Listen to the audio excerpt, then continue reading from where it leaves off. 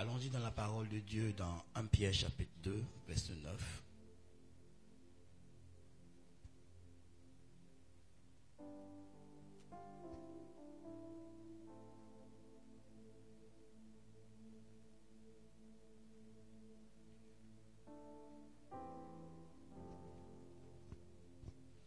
Pierre chapitre 2, verset 9 à 10. Quelqu'un peut lire pour moi? 1 Pierre chapitre 2, verset 9 à 10.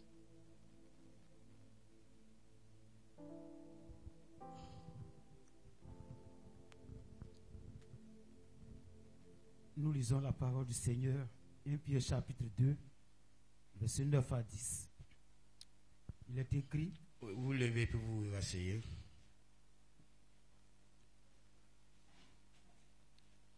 Vous, au contraire, vous êtes une race élue, un sacerdoce royal, une nation sainte, un peuple acquis, afin que vous annonciez les vertus de celui qui vous a appelé des ténèbres à son admirable lumière. Vous qui autrefois n'étiez pas un peuple, et qui maintenant êtes le peuple de Dieu. Vous qui n'aviez pas obtenu miséricorde et qui maintenant avez obtenu miséricorde. Amen. Amen.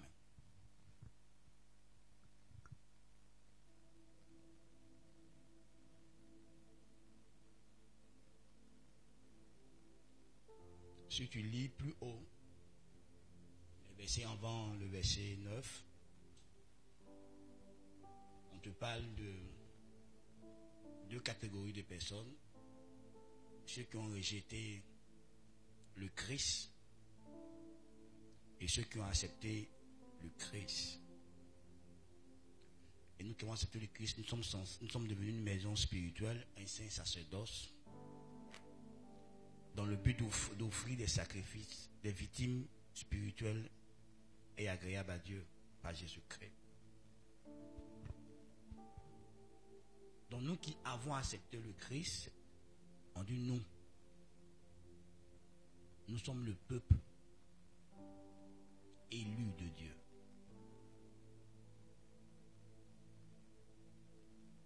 Avant que Jésus ne meure et ne soit ressuscité, Israël était le peuple élu de Dieu. Ils sont toujours le peuple élu de Dieu, mais la Bible dit qu'ils ont été mis de côté pour notre salut à nous. Donc aujourd'hui, le peuple par lequel Dieu travaille sur la terre, c'est l'Église. Et l'Église, c'est l'union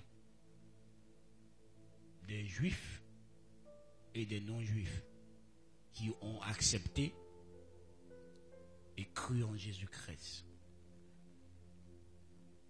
Nous sommes le peuple, le nouvel peuple de Dieu. Et la Bible dit que nous sommes élus. Pas élus de manière humaine, mais élus selon les propres règles de Dieu. Donc chacun d'entre nous doit comprendre qu'il est le choix de Dieu. Il est l'élu de Dieu. Dieu t'a choisi, Dieu t'a élu dans ta famille, partout où tu es le choix de Dieu. Tout comme David avait été écarté parce qu'on ne comptait pas sur lui, parce qu'on ne croyait pas en lui, mais pourtant il était le choix de Dieu. Selon les critères humains, David n'avait aucune prestance pour être roi. Son apparence n'était pas l'apparence d'un roi. Ses frères avaient une bonne apparence. Au point où le prophète Samuel, qui a été envoyé dans la maison du père de David pour oindre David, Quand il a vu le frère aîné David, il dit, ah, voici le roi devant moi. Et là, il a appris une leçon que nous devons tous apprendre. Dieu ne regarde pas l'apparence, mais au cœur. Donc David n'avait pas l'apparence d'un roi, mais il avait le cœur d'un roi. Et Dieu l'a choisi. Donc tu vois, si Dieu te choisit, c'est parce qu'il connaît ton cœur. Donc il ne se trompe pas dans le choix qu'il a porté sur toi.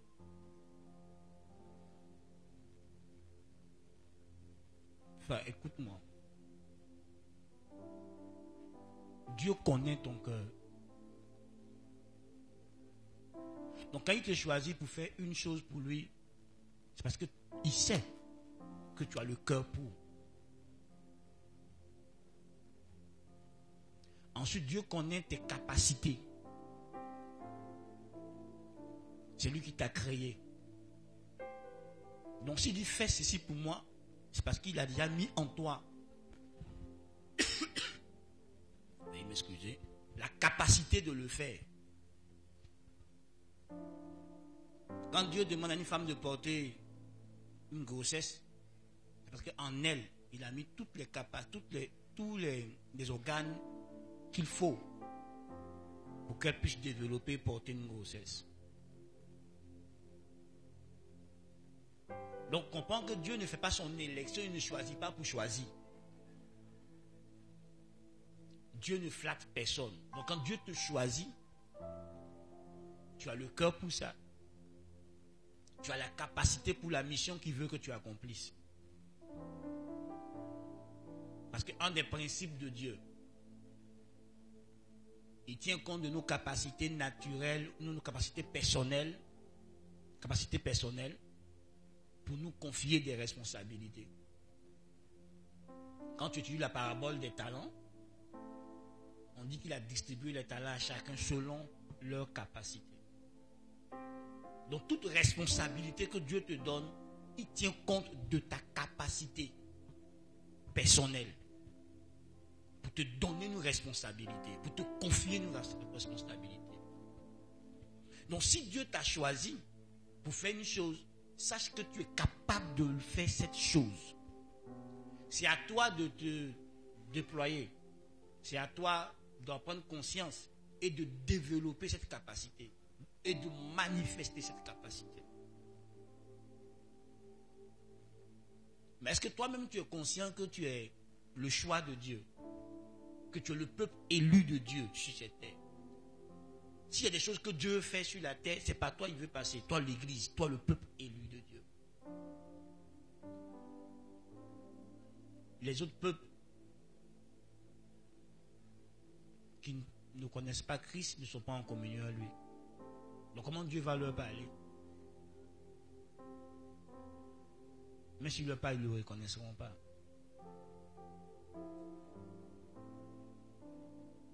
Frère, même si les hommes te rejettent, sache que toi, Dieu t'a choisi, Dieu t'a préféré, toi.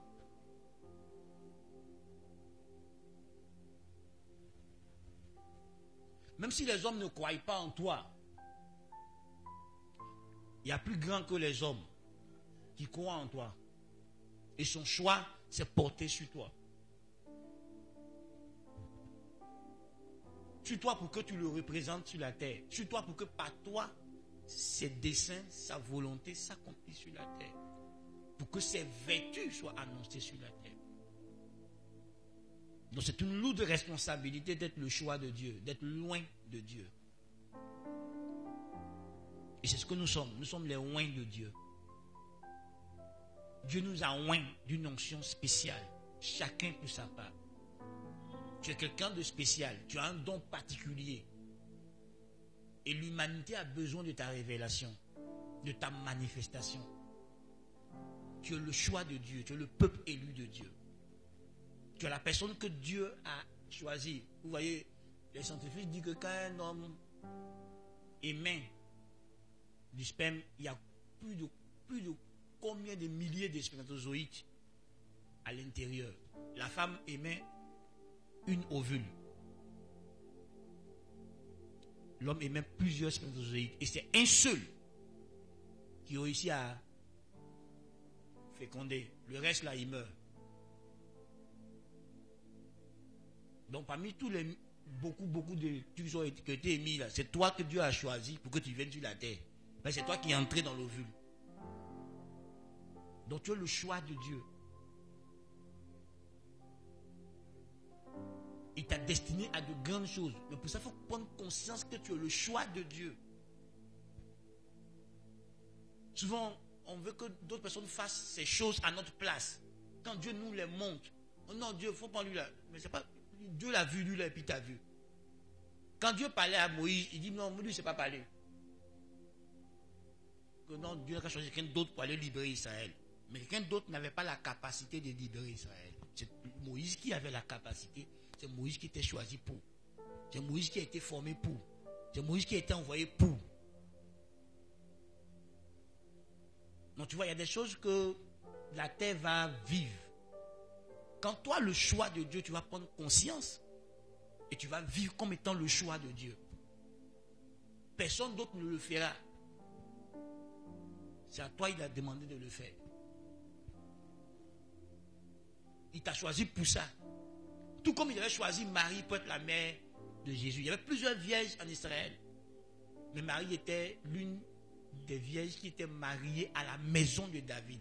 Parce que son fiancé Joseph faisait partie de la maison de David. Donc c'est elle qui remplissait la prophétie, les critères.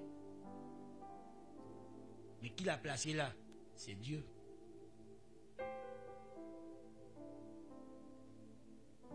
Donc il faut comprendre que c'est toi qui es le peuple élu de Dieu. Et la Bible même dit que cette élection s'est produite avant que toi et moi nous naissions. Avant même que nos parents, que nos arrière-parents, nos ancêtres ne naissent. Ce n'est pas maintenant que Dieu t'a choisi. Hein. C'est dans l'éternité que Dieu t'a choisi.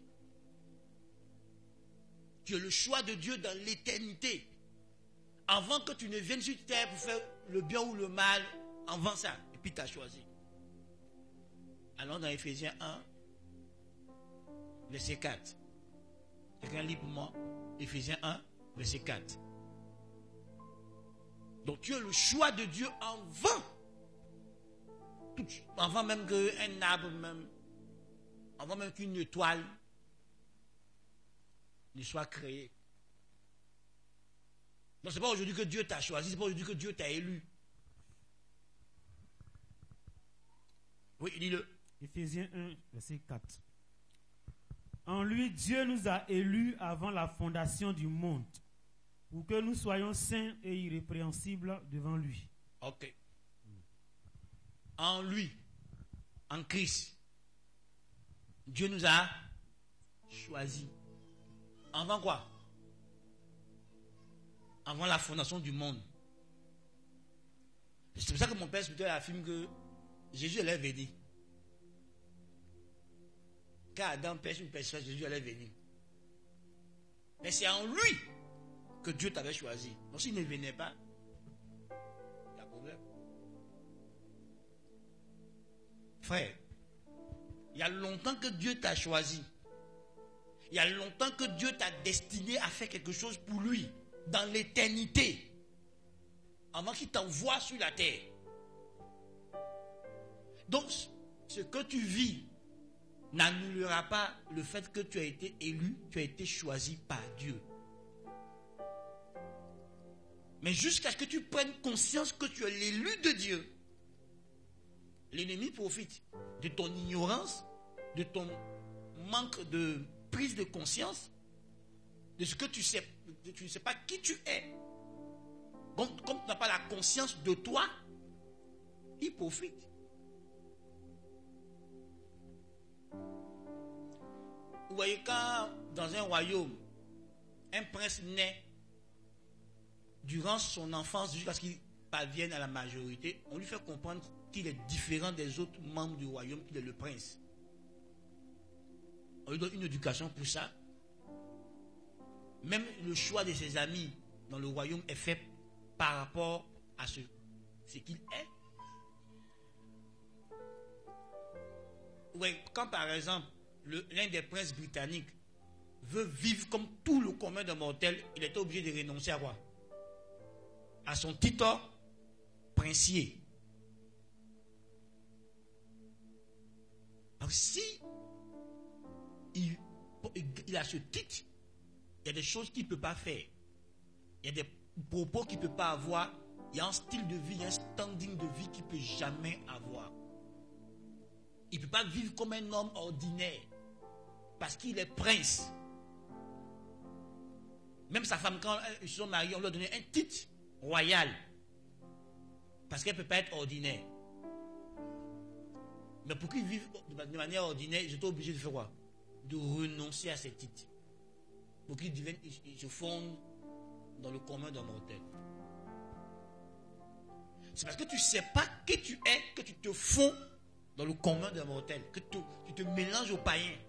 Et que tu vis comme quelqu'un qui est étranger à la connaissance de Dieu, aux alliances de Dieu. Alors que toi, tu as une communion avec Dieu, tu as une intimité avec Dieu. Tu connais Dieu. Mais tu vis comme quelqu'un qui ne connaît pas Dieu. C'est parce que tu n'es pas conscient de toi. Tu as perdu la conscience de toi. Ouais, quand le diable vient et qu'il trompe Ève, quand il lui dit, si tu manges ce fruit, tu seras comme Dieu. Il a trompé Ève. Ève était déjà comme Dieu. Puisqu'elle était créée à son image. Mais comme elle n'était pas consciente elle-même de ça, elle ne savait pas qu'elle était créée à l'image de Dieu, qu'elle était comme Dieu, que Dieu s'est investi en elle. Elle a voulu être ce qu'elle était déjà. Parce qu'elle n'était pas consciente de ça. Ou bien quand une femme est consciente de sa valeur, elle ne permet pas à n'importe qui de l'aborder. Quand une femme est consciente de sa valeur, qu'elle sait ce qu'elle est, elle ne permet pas à n'importe qui de l'aborder, de s'approcher d'elle. Sa propre prestance même t'empêche de t'approcher d'elle. Il faut être courageux pour sauter les barrières. Mais quand une femme ne sait pas qui elle est, n'importe qui peut la tout-patrouiller. Parce qu'elle ne sait pas qui elle est. Mais quand une femme a été bien éduquée par ses parents et qu'elle est consciente de qui elle est, c'est forcément un homme d'élite qui viendra l'aborder.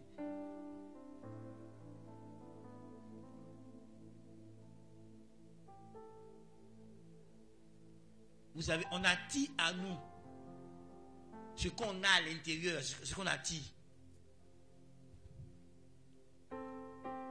Vous voyez, si tu es quelqu'un qui aime parler des gens qui aiment parler des gens qui vont s'associer à toi. Mais quelqu'un qui ne parle pas des autres, quand on vient parler de toi, parler des autres, tu dis Donc on te dira, lui, il n'aime pas parler des gens, lui, Donc, tu vois, si quelqu'un veut critiquer toi, parce que toi-même tu es critiqueur. Tu comprends? Si tu crains Dieu, tu ne pourras pas marcher avec des hommes qui ne craignent pas Dieu. Parce qu'ils seront dérangés dans ta présence. Parce que tu crains Dieu. Donc quand ils vont vouloir te parler, t'encourager à prendre des voies de méchanceté, des voies de mal, tu diras non. Ta crainte de Dieu te détournera de ça. Donc ils ne pourront pas rester avec toi. Si tu es quelqu'un qui ne te moque pas des autres, qui ne ridiculise pas les gens, qui ne méprise pas les gens, personne ne pourra être dans ta présence et mépriser quelqu'un. Parce que tu vas le corriger, tu vas le reprendre. Donc tu attireras à toi les gens de ton espèce. Le commun de mortel me dit, les oiseaux de même mort, voleurs, tu attireras les gens de ton espèce. Ah d'accord. Tu attireras les gens de ton espèce.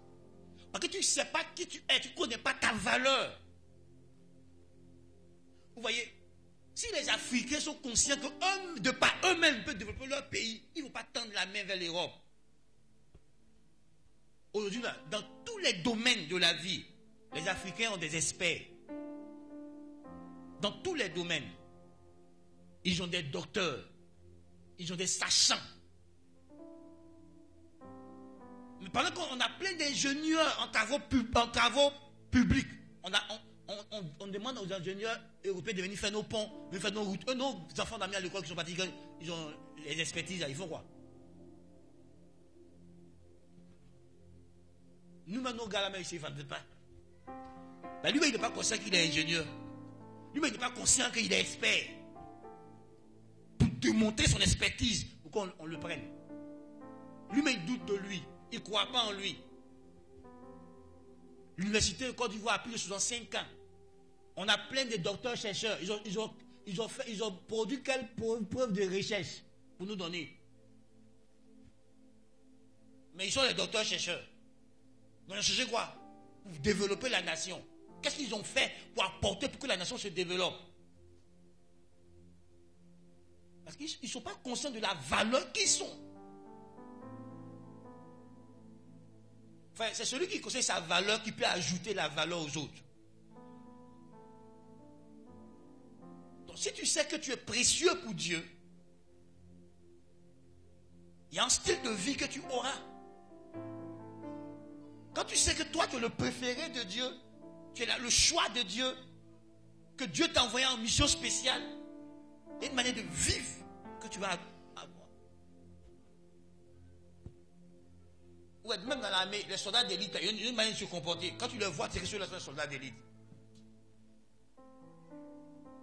Ils ne se comportent pas comme les autres soldats. Eux-mêmes se respectent. C'est aujourd'hui qu'on est en train de détruire la gendarmerie. Sinon, avant, la gendarmerie, elle-même, là, elle se respecte. Les gendarmes eux-mêmes avaient peur de leur institution. Eux-mêmes sont gendarmes, mais eux-mêmes avaient peur de leur institution.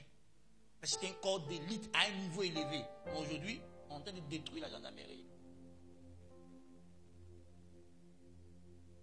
Mais pourquoi? Parce qu'on a introduit des gens qui ne savent pas ce que c'est qu'être gendarme.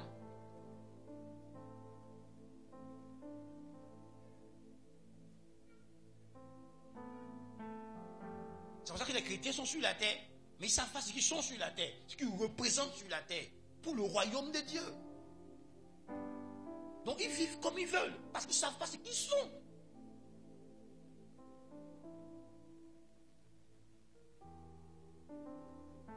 Enfin, écoute-moi. Le deuxième truc qui a été dit dans ce verset-là, vous avez même. On dit, nous sommes un sacerdoce royal. Vous êtes une nation, une race élue, un sacerdoce royal. C'est quoi sacerdoce royal? Dans d'autres versions, on dit vous êtes une sacrificature royale. Et dans la version Semeur, on dit vous êtes des rois et prêtres. Chacun d'entre nous est un prêtre de Dieu et en même temps un roi. Un prince. Le prêtre, il intercède pour le peuple de Dieu. Le prêtre, il présente les sacrifices du peuple de Dieu à Dieu. Les sacrifices de communion, les sacrifices de culpabilité et de propitiatoire, d'expiation plutôt. Donc, dans notre fonction de prêtre, on est censé présenter des sacrifices à Dieu. On est censé intercéder pour le peuple dans lequel Dieu nous établit.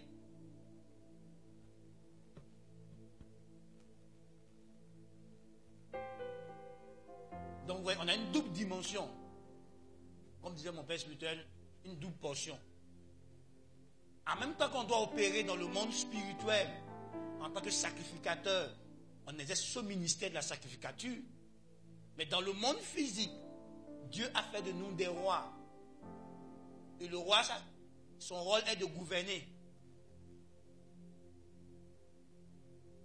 Son rôle est de diriger. Son rôle est de régner. Son rôle est d'établir des lois pour que la société dans laquelle il est le roi soit bien organisée pour sa prospérité. Frère, tu règnes où? Est-ce que tu as découvert en tant que fils de Dieu la sphère où Dieu t'a établi pour régner? Il y a un domaine où Dieu s'attend à ce que toi, tu règnes pour lui. Tu règnes en son honneur. Tu règnes pour accomplir son règne sur la terre, dans ce domaine.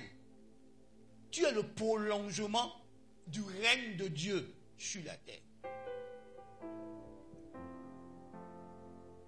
La Bible dit, ceux qui ont reçu l'abondance de la grâce et le don de la justice régneront dans cette vie par Jésus-Christ et Jésus-Christ lui seul.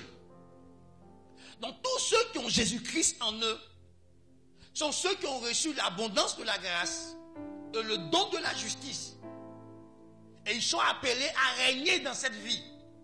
Ils sont appelés à gouverner, appelés à dominer. Ils sont appelés à influencer la terre par la culture du ciel. Dis-moi, où tu règnes? Sur quel domaine de la vie tu as établi ton règne? Toi, le dominateur, tu es le dominé. Parce que tu ne sais pas qui tu es. Tu parles dans n'importe quoi. Tu vas dans n'importe quel lieu. Tu ne respectes aucun protocole. Or, tu es un roi. Un roi ne se déplace pas pour se déplacer. Un roi respecte des protocoles. Un roi vit dans une série de protocoles.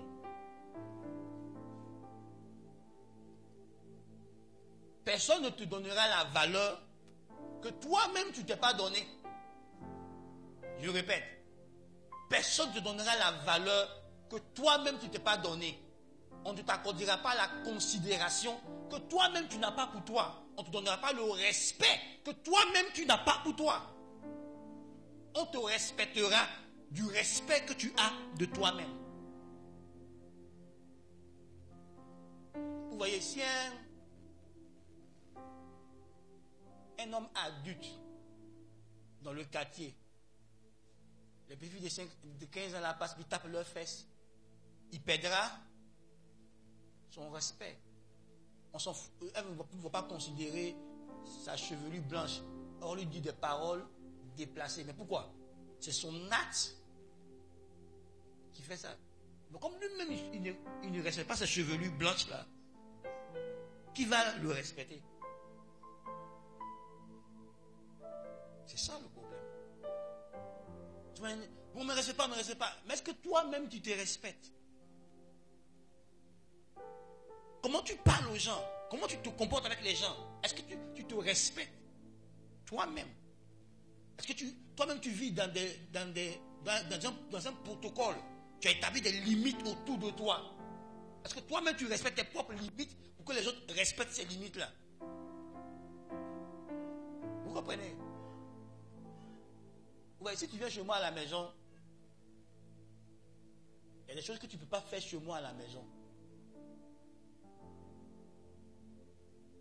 Tu ne peux pas.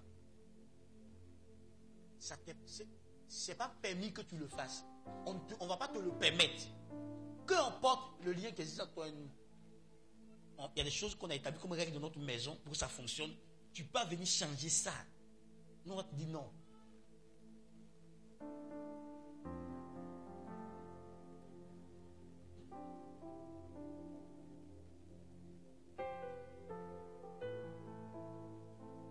Tu comprends?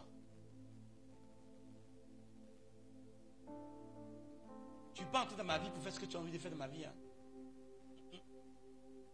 C'est ma vie. Tu peux pas faire ce que tu veux dedans. Si tu veux faire ce que tu veux, tu fais sortir. Et tu descends. Si tu ne me respectes pas dans mes valeurs, dans mes principes, et tu descends. Si tu veux être mon ami, tu dois respecter ma personnalité, tu dois respecter mes valeurs, tu dois respecter mes principes, tu dois respecter mes croyances. Si tu ne les respectes pas, tu ne peux pas être mon ami. Deux personnes peuvent-ils marcher ensemble sans être convenus? Frère, quand tu sais qui tu es, il y a des choses que tu ne permettras pas aux autres de te faire. vois, je ne dure pas dans une relation toxique. Si je juge que cette relation est toxique pour moi, elle est nuisible pour moi, elle m'empêche de m'épanouir, elle m'empêche de me développer, je me retire de la relation.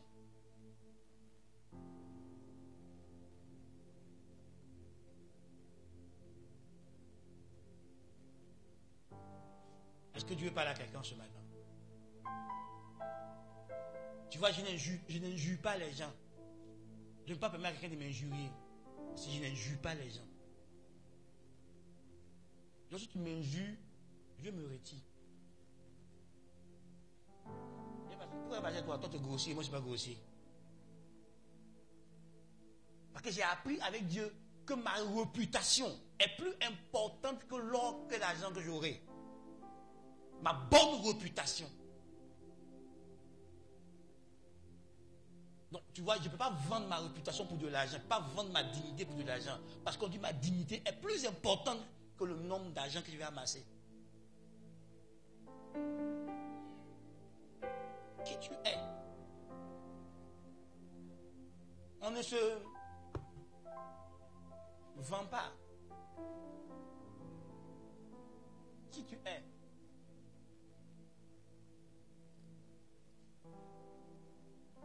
Tu es un prêtre de Dieu. Tu es un roi du royaume de Dieu. Tu es censé établir le règne de Dieu. Et c'est toi qui fais descendre les standards divins aux standards humains parce que tu veux plaire aux hommes. Une communauté de rois, une communauté de prêtres, de Dieu sur terre. Mais regardez l'église. Les gens qui ne connaissent pas Dieu veulent nous dicter les règles que nous on doit suivre. Et puis l'église est faible. Et l'église accepte ça. Parce qu'on cherche des choses charnelles. Parce qu'on ne sait pas qui nous sommes en tant qu'église. Donc les politiques ne respectent pas l'église parce que l'église ne sait pas qui elle est. L'église va faire la coubette devant les politiques. Parce qu'elle ne sait pas qui elle est, l'église.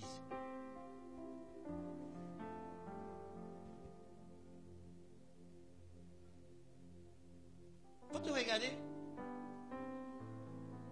à cause d'une élévation charnelle, tu fais des compromis. Parce que tu ne sais pas que l'élévation vient de Dieu. Tu ne sais pas que c'est Dieu qui établit les autorités. Donc, si tu dois occuper un poste d'autorité dans ta vie, ce n'est pas un homme qui va le faire. C'est Dieu qui va l'ordonner à un homme qui va t'établir. Mais ce n'est pas l'homme qui t'établit, c'est Dieu qui t'établit en tant qu'autorité. Donc si tu dois devenir DG, tu dois devenir ministre, tu dois devenir député, tu dois devenir quoi encore? Sénateur, président, quoi encore? N'importe quel poste d'autorité, c'est Dieu qui nous établit là-bas. Tu vois, tu es chef de famille, tu es père. Qui a déclaré ça sur toi? Et qui t'a rendu ça? Mais vous voyez, vous négociez quelque chose qui vous appartient, que c'est Dieu qui ordonne, puis ça arrive, vous négociez ça. Tu vois, je disais à un de mes enfants à la maison, je ne négocie pas toi mon rôle de père. Je suis père. Ça m'a été donné par Dieu sur toi. Et toi, tu dois le reconnaître. Je ne négocie pas ça avec toi.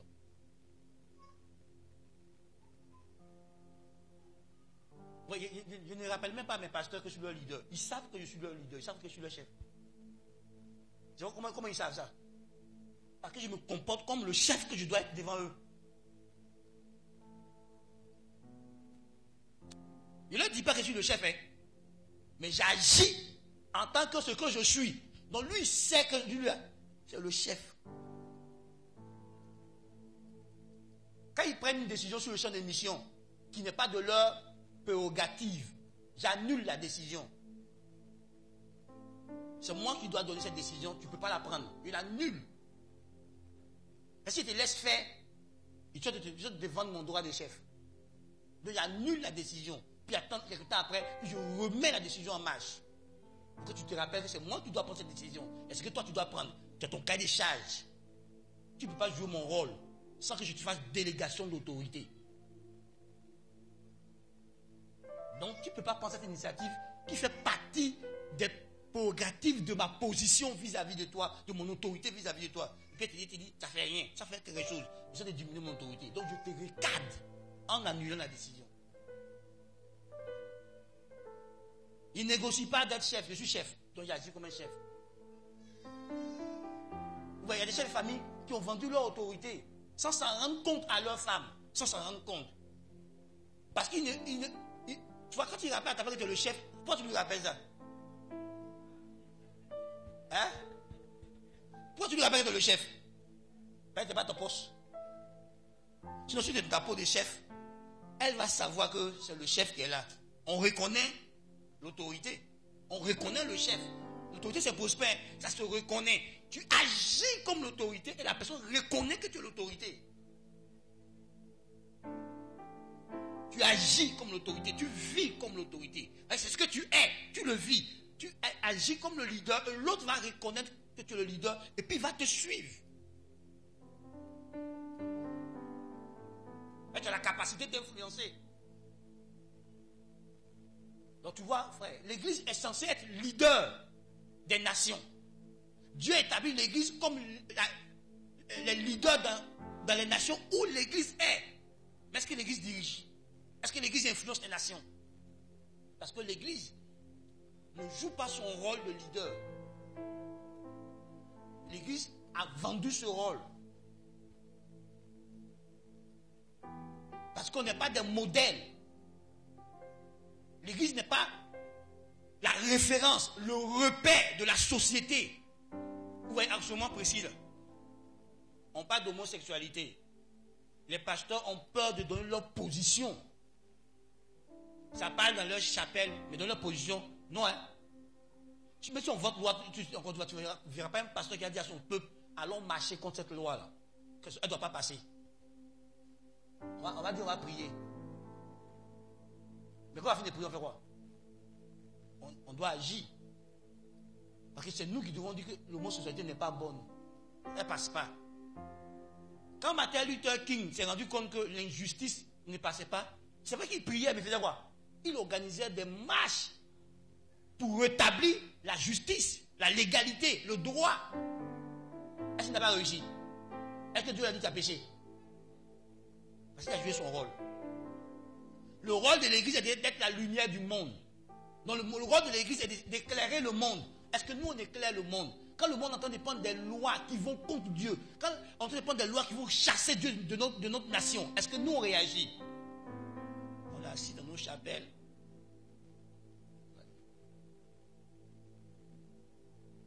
C'est quel roi qui ne donne pas ordre? C'est quel roi qui ne règne pas? Frère, rien dans ta propre famille. Tu es là, toi l'enfant de Dieu, toi le ministre de Dieu, toi le chrétien. Tu es là et puis les sorciers règnent dans ta famille.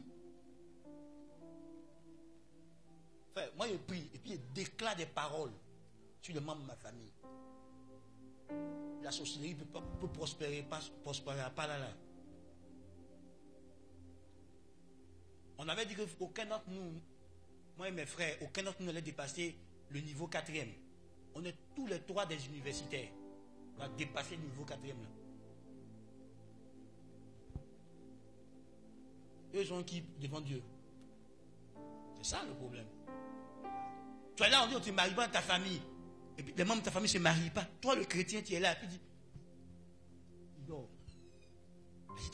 C'est toi qui dois apporter le règne dans ta famille. Dieu t'a allumé pour que tu apportes l'éclairage dans ta famille, que tu apportes la gloire de Dieu dans ta famille. Tu as ça, mais tu ne la manifestes pas. Et les membres de ta famille subissent. Tu vois, dans ma famille, je suis le sacrificateur. Donc quand ils font leur réunion des ténèbres, Dieu me dévoile leur réunion des ténèbres. Ils ont prévu ça dans ta famille. Et j'annule. Je déclare que ça n'aura pas lieu. Je prie que ça n'aura pas lieu. Et ça n'a pas lieu. Ça fait combien d'années ils ont sur la tête de mon père, ils veulent tuer mon papa en sorcellerie. Ça ne marche pas. Mais quand Dieu nous révèle leur plan, on dit ça n'aura pas lieu. Il mourra le jour que Dieu a prévu. Il ne mourra jamais d'une mort précoce. Donc s'ils veulent nous faire toute leur réunion, il y a une parole qui a été établie par un sacrificateur de Dieu. il ne mourra pas d'une mort précoce. Donc le jour où il meurt, c'est le jour que Dieu aura choisi pour lui. Quand tu es là et la sorcellerie agit dans ta famille, alors que tu as le pouvoir de changer les choses. La Bible dit que tu as le pouvoir de lier et de délier. Ce que tu vas refuser sur la terre sera refusé au ciel. Et tu es là et ta famille subit. Tu n'es pas en train d'organiser ta famille. Parce que tu n'as pas repris ta place. Donc ta famille tourne en rond. Quand tu prendras ta place de leader dans ta famille, les gens t'écouteront. Parce que tu as une onction pour. Donc il faut chercher à savoir. Ce n'est pas une question de position physique. Hein. Moi, je ne suis pas le leader de ma famille parce que je suis l'aîné. Non. C'est parce que Dieu me l'a dit. La première fois que ma maman partait à l'église avant moi. Mais quand moi je suis entré à l'église, tout a changé. Ma maman, elle est où? Elle est sous mon autorité, elle est un de mes pasteurs. Parce qu'il a pris ma place. Quand elle a pris ma place, elle est descendue. Donc tu peux être l'enfant dernier de ta famille. Et puis c'est toi que Dieu a choisi pour conduire ta famille. Joseph a été l'enfant dernier, non? Il a été choisi pour conduire sa famille. Jacob était le petit frère. Il a été choisi pour conduire sa famille. C'est Dieu qui choisit la personne. Et si Dieu t'a parlé dans le secret que tu le choisis ta famille, que tu as assis, tu as ta famille être loin de sa destinée prophétique, parce que tu refuses de payer le prix, parce que tu refuses de faire ce que tu as à faire. On te parle d'aller s'imposer à eux. Si tu agis comme le leader que tu es, frère, le leadership, ça n'a rien à voir avec une position. Ça n'a rien à voir avec un titre. On peut être leader sans titre. On peut être leader sans position. Parce que c'est une influence, c'est une inspiration. Est-ce que tu peux influencer quelqu'un? Le leadership, c'est la réalisation de soi. Donc si tu te développes toi-même, tes qualités vont s'imposer aux autres. Ils vont te suivre. Tu te découvres toi-même. Tu découvres ta vision. Et que tu t'engages à accomplir ta vision. Les vrais leaders, ils ne s'occupent pas de ceux qui les suivent. Ils s'occupent d'eux. Paul a dit à Timothée que personne ne méprise ta jeunesse. Sois un modèle. Donc pendant que tu travailles pour être un modèle, il y a des gens qui vont se reconnaître en toi et qui vont te suivre. Donc tu ne t'occupes pas de tes suiveurs. Un leader ne cherche pas des suiveurs. Ce sont les suiveurs qui reconnaissent le leader et disent viens être notre leader. Le leadership, c'est un privilège qui t'est donné par tes suiveurs. Mais c'est quand tu deviens le leader que tu dois être, que ces personnes se reconnaissent en toi, ils se reconnaissent dans leur vision, ils se reconnaissent en toi, qu'ils veulent te suivre. Donc si tu commences à jouer ton rôle dans ta famille, écoute-moi, dans ma famille, je n'ai pas demandé à mes petits frères, je n'ai pas demandé à mes petites soeurs de m'appeler papa. Mais aujourd'hui, tous mes petits frères et mes petites soeurs m'appellent papa. Mon propre père leur dit, c'est à lui, demandez-lui conseil. Demandez-lui conseil. Je n'ai pas demandé ça. Je vis ma vie. Et mon autorité est en train de s'établir. Je n'ai pas fait force et muscle. Même dans ma belle famille, on ne m'appelle pas par mon nom. Ma belle-mère m'appelle papa Achilo. Je ne fais pas d'effort. Au départ, j'étais loin d'eux. Maintenant, je suis en train de m'approcher progressivement. Parce que j'ai fini de me préparer. Je connais le côté spirituel de ma belle famille, le côté spirituel de ma famille. Là, je vais entrer en scène doucement. Qui établit ce que j'ai à établir de la part de Dieu. Je sais pourquoi je suis de ma belle, pourquoi je suis marié à cette femme-là. Elle m'a demandé pourquoi, je lui ai dit pourquoi je suis marié à elle. Je suis marié à elle. Elle sait pourquoi je suis marié à elle. Je suis en mission. Tu es en mission. Mais tu ne sais pas que tu es en mission. Écoute-moi. J'attends pas qu'on me célèbre. C'est au ciel que je serai célébré. Si c'était là, je suis en mission. Je dois travailler. Et la mission continue. C'est au ciel que je serai célébré. C'est au ciel que Dieu dira, fidèle et bon serviteur, viens ici, rentre dans mon repos. Assieds-toi. Mais pour le moment, si j'étais là, je n'ai pas le temps, je suis en mission. En mission dans ma propre vie, en mission dans la vie de mes enfants, en mission dans la vie de ma femme, en mission dans la vie de tout le monde que Dieu met sur mon contact. Dieu doit découvrir ce que j'ai doit accomplir dans sa vie. Frère, tu es censé établir le règne de Dieu. Tu es censé introduire les gens dans le règne de Dieu. Tu es censé amener les gens à vivre Dieu. Dieu t'a établi pour ça. Pour que la gloire de Dieu soit répandue sur la terre. Il compte sur toi, il compte sur moi. Nous, Église, c'est nous qui devons dire que ta volonté vienne. Que ton règne vienne, que ta volonté soit faite sur la terre, comme elle est faite au ciel. Donc la volonté de Dieu au ciel qui est déjà accomplie. C'est toi et moi qui l'exécutons sur la terre. Donc tu es en mission. Tu es un ambassadeur. Et toi, tu es dans le repos. Un missionnaire qui est dans le repos. Qui d'abord a accompli sa mission, mais qui est dans le repos déjà. Tu dors. Frère, Dieu s'attend à ce que dans un domaine de la vie, toi, pas toi, les gens reconnaissent son règne dans ce domaine. Ça peut être en politique, ça peut être dans le monde des scientifiques, ça peut être dans le monde quoi encore, médical. Mais tu es censé montrer le règne de Dieu. Ça peut être dans l'éducation.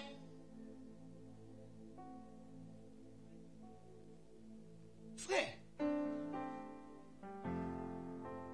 tu es censé montrer le règne de Dieu. Et c'est de par toi que Dieu veut montrer son règne, veut démontrer son règne, veut établir son règne sur la terre. Donc Dieu ne t'a pas sauvé juste pour que ton nom soit écrit dans un livre d'une église. Et puis tu as le dimanche qui vient, tu es assis là et puis c'est fini. Non, il y a des choses qu'il a mis en toi pour qu'au travers de ces choses, son règne, sa gloire se répande sur la terre. Donc tu n'es pas dans l'entreprise où tu es là, juste pour qu'à la fin du mois tu aies un salaire. Dieu t'a positionné là, parce qu'il y a quelque chose qui vient accomplir là, mais pas toi. Donc si tu n'es pas connecté à Dieu, tu ne sauras pas pourquoi tu es dans l'entreprise où tu es. C'est que Dieu veut faire de toi et au travers de toi dans l'entreprise où tu es. Frère, quand Dieu nous donne une position, c'est pour pouvoir opérer par nous. Nous sommes le centre d'opération du Saint-Esprit, partout où nous sommes. Oui, quand on arrive dans une maison, Dieu nous révèle toujours ce pourquoi on est dans la maison là. Quand on loue une nouvelle maison, on nous dit pourquoi on est venu faire là. À la même maison on est là, on est en mission. Dieu nous a révélé le conflit familial. On a appelé notre propriétaire, on lui a dit, il dit c'est vrai. Et on doit prier pour ça, pour que leur conflit soit résolu. On est en mission.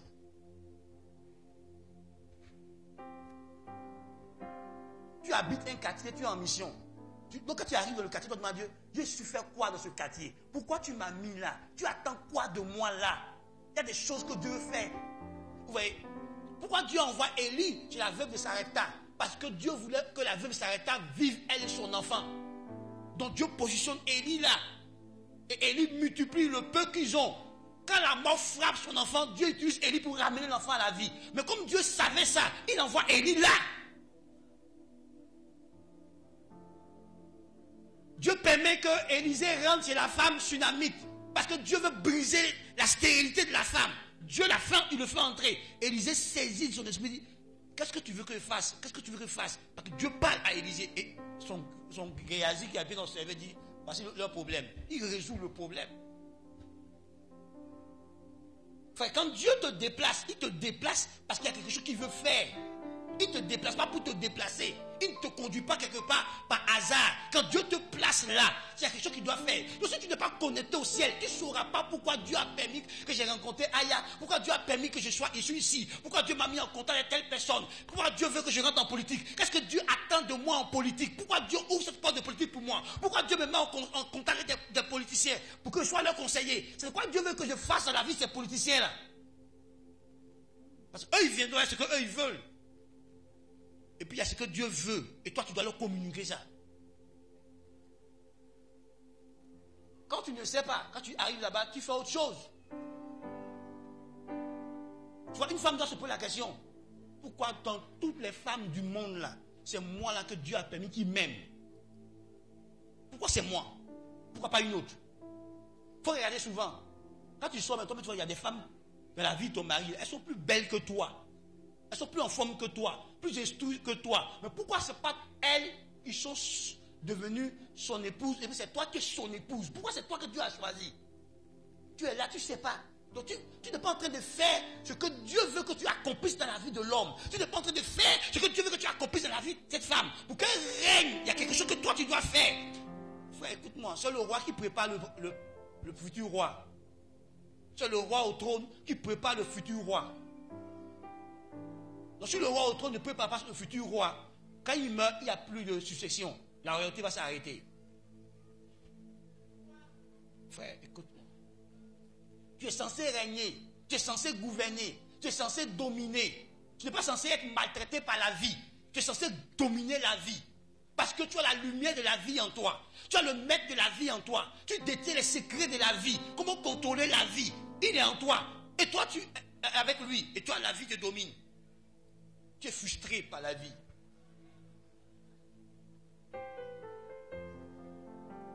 Toi en qui vit Jésus, tu es frustré par la vie. Tu es limité de toutes parts. Pourtant, tu as la capacité qu'on appelle la foi. On dit que tout est possible à celui qui croit. Et toi, tu as cru. Et tu as plein de limitations dans ta vie. Parce que tu n'exerces pas tes capacités. Au travers desquelles ton autorité se manifeste. Mon ami, tu es appelé à régner. Tu es censé régner dans cette vie. Tu es censé montrer le règne de Dieu, la gloire de Dieu, la puissance de Dieu au travers de toi. C'est-à-dire que quand tu arrives dans un territoire où les démons règnent par ta présence, les démons doivent quitter le territoire.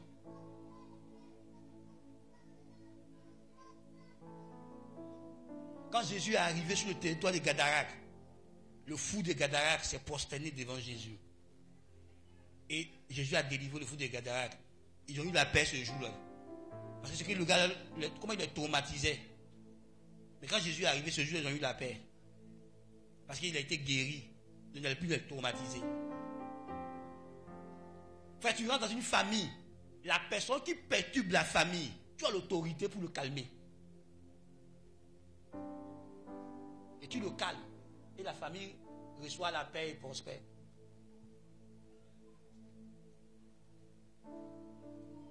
Écoute-moi.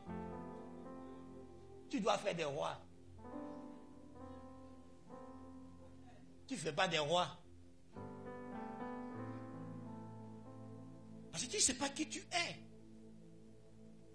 Un roi a une autorité royale. Frère, l'autorité du premier ministre n'est pas pareille à l'autorité d'un ministre. L'autorité du président de la République n'est pas pareille à l'autorité du premier ministre. Vous comprenez? Donc chaque autorité a sa sphère d'autorité. Donc quel type d'autorité tu es? Tu comprends? Mon autorité n'est pas pareille à l'autorité de ma femme. Et même dans nos prières, ça se manifeste.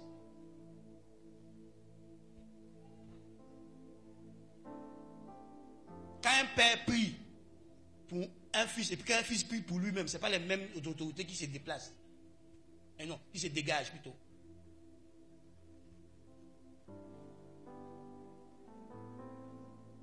Pourquoi on dit que quand il y a une cérémonie, on demande quels sont les pères qui viennent bénir. Ben, quand le père va prier, et puis toi tu vas prier, ce n'est pas le même effet. Ce n'est pas la même autorité que vous dégagez. Et dans le monde spirituel, c'est une question d'autorité, de trône sur lequel Dieu t'a établi. Il faut connaître ton trône, il faut connaître ta sphère d'autorité, ton niveau d'autorité. Pour pouvoir établir le règne de Dieu. Donc, même dans l'armée, l'autorité d'un général n'est pas la même chose que l'autorité d'un colonel-major, n'est pas la même chose que l'autorité d'un colonel, d'un commandant, ainsi de suite. Quand le général arrive là, tous ceux qui sont en bas là, leur autorité s'efface. Donc oui, dans l'église là, il y a ça. Et des gens spirituellement, ce sont des généraux de Dieu. Donc quand ils viennent en guerre, là, ce sont des stratèges. Ils sont sous bâche. Et puis ils donnent ordre, et puis les soldats font la guerre là-bas. Ils sont sous bâche. Si tu vois le général descendre sur terrain, c'est grave. Frère, qui es-tu? Est-ce que dans l'autorité royale que tu as là, tu connais ton niveau d'autorité? Vous voyez, quand on prie là, on exerce notre autorité, surtout dans les prières de combat. Donc si ton autorité est faible, devant un démon prince, prie. Il n'est même pas chatouillé par toi. Ouais. C'est ça que vous ne comprenez pas. C'est pas tout le monde qui peut aller dans un territoire contrôlé par une entité et puis établir une église dans le territoire.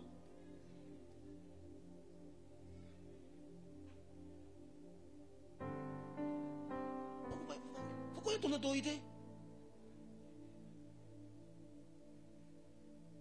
Il peut être petit. Il peut avoir 15 ans. Il peut avoir 5 ans. Et puis il a une autorité supérieure pour toi. Dans le monde spirituel. Parce qu'il est établi. Et puis il est conscient de ça. Et puis il travaille. Il peut même être assis dans le peuple. Et son autorité peut être élevée que toi qui es assis à l'autel. Parce que Dieu fait grâce à qui il veut. Oui, il y a des couples là. Le mari n'a pas l'autorité. Il a l'autorité physique, mais spirituellement, il n'a pas l'autorité. C'est sa femme qui a l'autorité. Nous, on sait. Quand on vient, on s'en rend, quand on écoute le couple, on sait qui a l'autorité.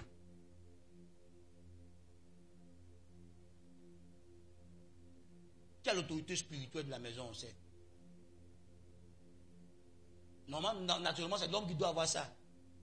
Mais quand il y a un homme qui ne t'intéresse pas à Dieu, qui ne fait pas les choses de Dieu, Dieu va prendre ta femme pour faire ça à ta place. Tu n'as pas remarqué que la plupart de votre direction de foyer, c'est ta femme qui te dit que Dieu m'a dit ça, Dieu m'a dit ça, Dieu m'a dit ça, Dieu m'a dit ça. Pourquoi? Parce que toi, ton oreille s'est bouchée. Donc tu n'attends pas Dieu. Oh, c'est toi qui dois donner la direction. Mais tu n'attends pas Dieu. Parce que tu es loin de Dieu. Tu ne développes pas ta communion avec Dieu. C'est elle, toujours Dieu lui parle. Toi, Dieu te dit quand? Ouais, quand Dieu devait humilier Israël, il a pris un enfant pour le mettre au trône comme roi. Parce que les adultes ne voulaient pas l'écouter. Il a mis Joas au trône comme roi.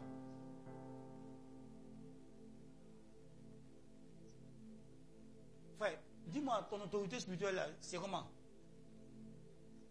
Quand ils parlent aux démons, là, ils disent quoi? Ils obéissent. Pourtant, tu es en crise, non? Tu parles en langue. Pas ça? Mais quand tu parles aux démons, ils ne t'obéissent pas. Pourquoi un démon ne t'obéit pas? Parce que toi-même, tu n'es pas dans ta peau d'autorité. Hein?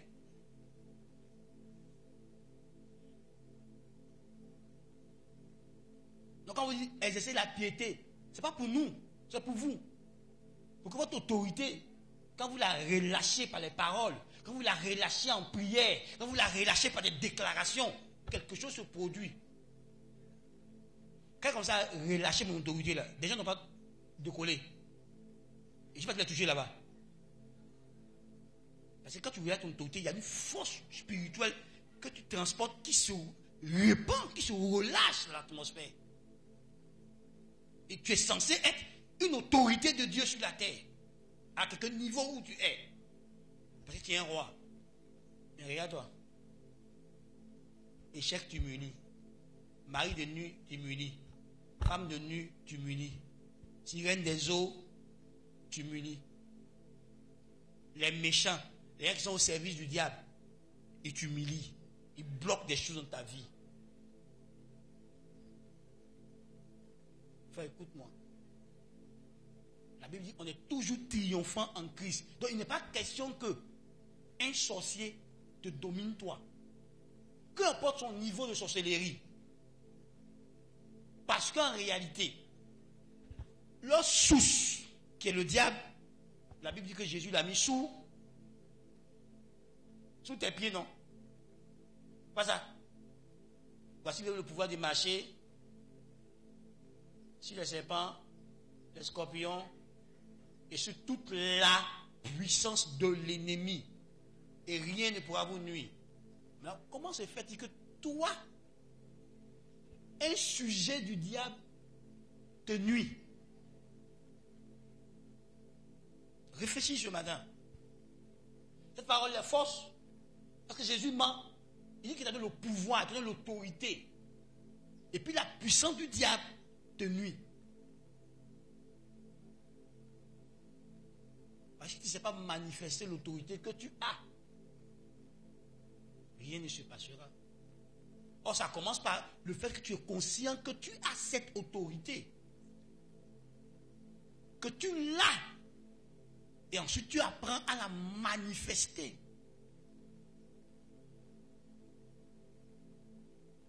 Mais pour que tu sois respecté, si un roi dans la royauté ne respecte pas le protocole de la royauté, même quand il parle, personne n'exécute. Et quand c'est comme ça, même dans l'ancien temps, il y a quelqu'un qui fait un coup d'état. On le destitue, on tue le roi.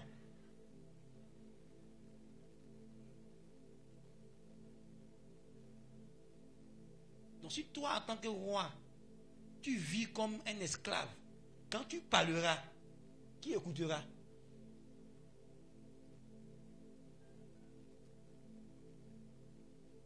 Ouais, nos chefs, nos présidents, ils ont des loisirs, non? Vous voyez leurs loisirs, ils font ça entre eux. Ils ont leur coin où ils vont entre eux là-bas. Même ceux qui viennent les servir, les cuisiniers, les photographes, ils doivent respecter le protocole. Ils doivent respecter le secret. Ce qu'ils voient là-bas, ils ne peuvent jamais dire. Donc on sélectionne ceux qui vont les servir. On les forme. Pour que quand ils ont accès à ce niveau de secret, ils ne diffusent pas ces secrets. Tu vois, donc ici, là, tout le monde ne peut pas être dans mon conseil. Tout le monde ne peut pas être intime à moi. Je suis l'autorité. Donc ceux qui doivent être là, Dieu les sélectionne. Pour qu'eux, ils m'aident, ils aident ceux qui sont là-bas à respecter mon autorité. Donc tous ceux qui sont là, mes leaders, mes pasteurs, mes diacres, tout ça, ils sont censés m'aider à faire asseoir mon autorité sur le peuple. Ils ne peuvent pas aller me dénigrer, me critiquer auprès du peuple. Parce que quand ils le font, ils sont censés descendre mon autorité. S'ils me rendent compte, Dieu les nève dans... Là. Tu vois, une femme ne peut pas critiquer son mari avec ses enfants. Tu es en train de faire perdre l'autorité de ton mari. Même s'il a mal fait, tu ne dis pas aux enfants qu'il a mal fait. C'est dans la chambre, tu dis à ton mari, mon mari, ça c'est pas bon. Et un homme ne peut pas descendre l'autorité de sa femme devant ses enfants. Parce qu'elle te représente, elle te remplace quand tu n'es pas présent. Donc tu ne peux jamais permettre à tes enfants de manquer de respect à leur mère, de désobéir à un ordre de leur mère. Même si tu n'es pas d'accord avec, ils exécutent et tu te retrouves avec elle à la chambre, tu lui dis, il ne faut plus donner ce genre d'ordre à mes enfants. Si tu le fais, elle va perdre l'autorité devant eux. Si elle a dit non, et qu'ils viennent vers toi, et que tu dis oui, elle perd l'autorité. Et à chaque fois qu'elle dira non, ils tourneront vers toi. Mais quand maman dit non, ça doit rester non. Même si elle ne t'a pas consulté, puis elle a dit non, ça reste non. Si ça doit changer, c'est elle-même qui doit venir devant eux pour changer. Ce n'est pas toi qui changes. Là, elle garde son autorité devant ses enfants. Donc si toi-même, tu fais que ta femme ne te respecte pas, tu vas perdre l'autorité dans toute ta maison. Parce que s'il y a quelqu'un qui passe du temps sur les enfants là, ce n'est pas toi, c'est elle. Donc si elle commence à te mépriser, elle va communiquer ça aux enfants. Donc si un homme veut contrôler sa maison, il contrôle sa femme. Tant que sa femme est soumise à son autorité, les enfants vont suivre. Donc il faut comprendre cette chaîne. Donc tu exerces l'autorité le plus souvent indirectement avec tes enfants, mais directement avec ta femme. C'est ça qui fait le relais. Vous savez, papa dit qu'on ne fait pas ça. Papa dit on ne fait pas ça. Papa dit que c'est comme ça. C'est elle qui dit ça. Mais si elle-même, elle fait ce que papa dit de ne pas faire, là, tout le monde va faire. La maman aussi doit savoir que c'est l'aîné des enfants qui doit la suivre. Pour que les autres suivent. Écoute-moi bien. Tu n'as aucune influence directe sur tes enfants qui sont sous leur aîné. Donc si l'aîné devient rebelle, écoute-moi bien. Tu verras tes enfants suivre la rébellion là, un à un. Ils ne te copient pas. Oh. C'est leur aîné, ils copient. Ils ne te copient pas. Hein? C'est leur aîné qu'eux ils copient. Donc si tu as mis leur aîné dans ton cacois, eux tous seront dans ton cacois. Si toi le mari tu as mis ta femme dans ton cacois, elle met l'aîné dans son cacois, l'aîné met le deuxième dans son cacois, et puis ça sue. Ça fait une fille indienne. Donc il faut savoir. C'est pour que mon autorité soit pérennisée.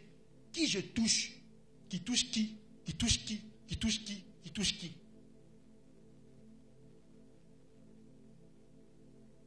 Donc, le pasteur principal doit savoir, dans l'église là, qui il touche.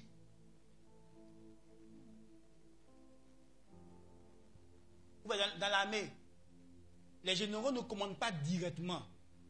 Les généraux commandent au travers des commandants ou des capitaines, des commandants d'unité. Les troupes ne sont pas directement sous l'autorité du général. Les troupes sont sous l'autorité du capitaine ou du commandant d'unité. Donc le commandant, le général, c'est que tant qu'il met son capitaine d'accord avec lui, tous ceux qui sont en bas là-bas, là, ils vont exécuter les ordres. Est-ce que Dieu parle à quelqu'un ce matin? Donc tu comprends, frère. Quand tu as l'autorité, tu dois savoir la nature de ton autorité, la sphère de ton autorité. Tu dois savoir qui sont ceux qui vont m'aider à prolonger, à pérenniser mon autorité. Et puis tu passes du temps avec eux. Tu t'investis en eux. Eux s'investissent aux autres. Et tu vois que la chaîne suit. Allez en politique. Est-ce que les militants de base ont directement accès au président du parti? Hein? Mais quand le président du parti donne mot d'ordre, qu'est-ce qui fait que les militants de base là exécutent? C'est à cause de son staff. Les coordinateurs, les présidents, les ceci, qui parlent, eux transmettent. On parle de chaîne de commandement. Donc, quelle est ta chaîne de commandement? Quand tu établis sur ta maison, quand tu établis sur une entreprise, quand tu établis sur une église, sur une organisation, il faut connaître ta chaîne de commandement. Et ça va traiter chaque maillon de cette chaîne de commandement là comme il faut. Parce que si un se rebelle, ton autorité va prendre un coup. Donc il faut comprendre le règne que Dieu t'a donné. Enfin, un leader ne peut pas régner seul. Il lui faut absolument une équipe. Donc à la maison, quelle est ton équipe? En entreprise, quelle est ton équipe? Là où tu es établi en entreprise comme chef de personnel ou même chef d'équipe ou bien directeur, sous-directeur, tu dois avoir une équipe avec laquelle tu diriges. Peu importe la position que tu as, tu dois avoir une équipe. Seul tu ne peux pas. Et nous sommes censés régner, dominer. Mais toi-même tu es autorité, tu ne connais pas les procédures de l'autorité, toi-même tu veux casser les procédures. Ça ne marche pas.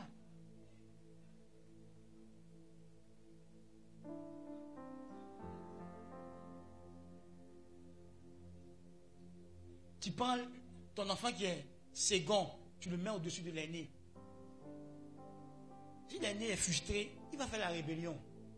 Il va influencer les autres. Tu montres à tout le monde que c'est le dernier là que toi tu aimes plus que l'aîné. Tu vas voir ce que la frustration fait.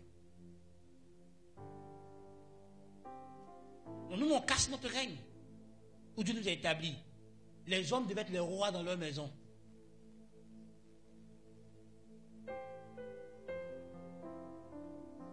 Il ne devait pas avoir de rébellion là-bas. Mais le secret, c'est ta femme. Tant que tu sais prendre la mère de tes enfants vont t'obéir. Le secret, c'est ton mari. Tant que toi, la reine, tu sais traiter le roi qui est ton mari, les princes vont exécuter. dans la cellule familiale, c'est le couple qui est plus important. Parce que la famille dépend du couple. Donc, tant que ça ne va pas dans le couple, chacun ne respecte pas l'autorité de l'autre, ça va descendre dans la maison. Est-ce que vous n'avez pas vu ça avec Abraham? Quand Abraham a écouté Sarah, quand Sarah a fait que Abraham est descendu vers la servante, que la servante a cru qu'elle est devenue la seconde reine, elle a dit à Sarah qu'ils ont le même mari. Donc pourquoi pas lui obéir? Quand Sarah vient se plaindre, vous savez ce qu'Abraham a dit? Il dit, c'est ta servante, elle est en ton pouvoir. Elle est en ton... Donc fais ce que tu... Essaie ton autorité. Quand Sarah a commencé à la maltraiter, est-ce que tu as vu qu'Abraham était venu? Quand elle a fui, dans le désert, quand Dieu s'est révélé, elle lui a dit quoi? Va t'humilier sous la main de ta maîtresse. On lui a rappelé qu'elle est juste une esclave. Elle est servante. Elle n'est pas la maîtresse. Même s'il a eu accès au mari de la maîtresse, parce que la maîtresse a vendu son mari, ça ne fait pas d'elle la maîtresse. Donc vous voyez, en entreprise, le DG ne peut pas s'amuser avec ses directeurs. S'il joue avec ses directeurs, il va perdre l'autorité.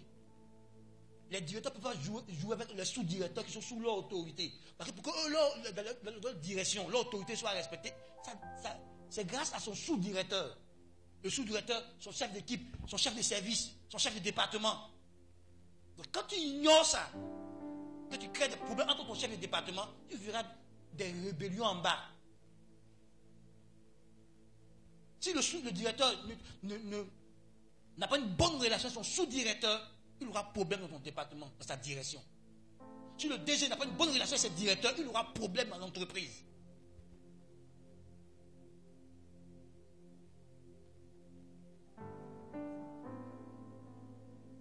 Si le pasteur n'a pas une bonne relation avec ses diacres et ses leaders, il aura problème à l'église.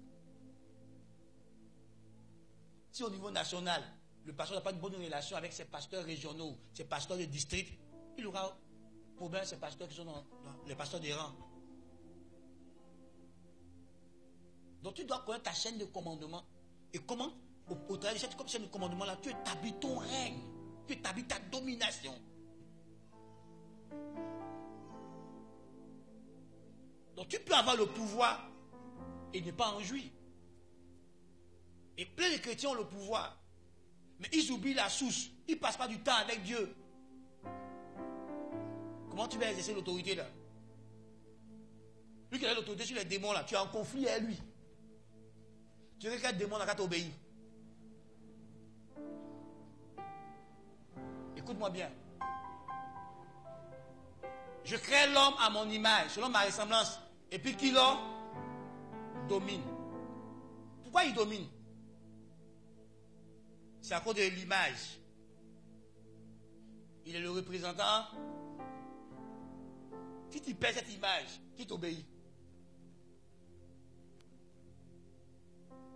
C'est pour ça qu'on peut dire à l'eau, détruis Aya, et puis l'eau te détruit. L'eau n'a pas le droit de te combattre. Tu es le représentant de Dieu. Tu as l'autorité. L'eau est une œuvre créée par Dieu. Et Dieu t'a établi sur toute l'œuvre de ses mains. Donc on ne peut pas utiliser l'eau, on ne peut pas utiliser la terre, on ne peut pas utiliser le vent, ni les éléments de la nature pour te combattre. Rien du tout. Parce que tu es établi sur eux. Ils sont censés te servir, t'obéir. Quand toi tu respectes l'autorité qui est Dieu. Donc le seul qui te commande c'est Dieu. Et toi tu commandes les autres. Mais pourquoi la nature ne t'obéit pas? Pourquoi les animaux ne t'obéissent pas? Pourquoi les gens peuvent utiliser ça en sorcellerie pour te combattre? Et puis on leur donne des ordres, puis ils exécutent les ordres contre toi. Parce que toi-même tu méprises l'autorité qui est Dieu, qui t'a donné l'autorité sur eux. Si tu rétablis ton autorité avec Dieu, tu verras que tu vas régner, qu'il n'y a rien qui peut t'arrêter, il n'y a rien qui peut te combattre. Parce que c'est au travers de toi que Dieu règne. C'est au travers de toi que Dieu établit sa domination. Donc si tu es en communion avec Dieu, tu établiras la domination de Dieu. Et toute chose reconnaîtra cette domination. C'est pour ça que Jésus pouvait parler à l'eau, au vent, et puis le vent obéit à Jésus. Il pouvait parler à un arbre, Et puis l'âme obéit à Jésus. Donc Josué pouvait parler à la lune et au soleil. Et puis la lune et le soleil obéissaient à Josué. Pourquoi? Parce que Josué vivait Dieu. Si tu vis Dieu, tu pourras manifester l'autorité que tu as. Si tu vis une bonne communion avec Dieu, quand tu vas libérer ton autorité, les choses vont s'exécuter, vont obéir. Parce que tu te présenteras devant ces choses avec une ferme assurance. Quand tu dis, tu sais que ça va arriver. Et puis tu le déclares avec foi. Et puis ça arrive.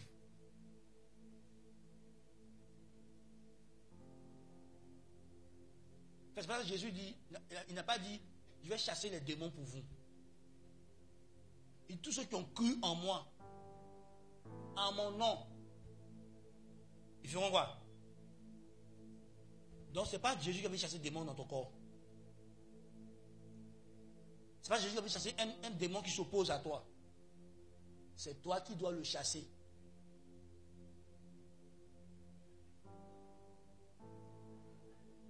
Depuis que j'ai compris ça, si un démon m'attaque, je ne pleure pas.